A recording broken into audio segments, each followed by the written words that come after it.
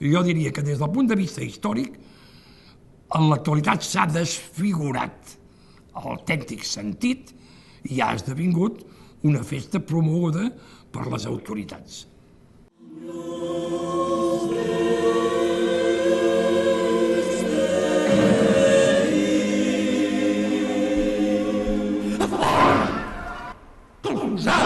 Moreres, no s'hi enterra cap traïdor, fins perdent les banderes. Serà l'urna de l'honor.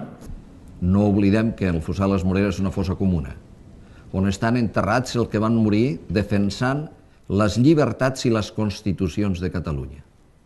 Crec que d'aquesta forma es va convertir un acte vindicatiu, no negatiu, però sí vindicatiu, contra algo, o contra un record tràgic, diguéssim, en un acte d'afirmació positiu.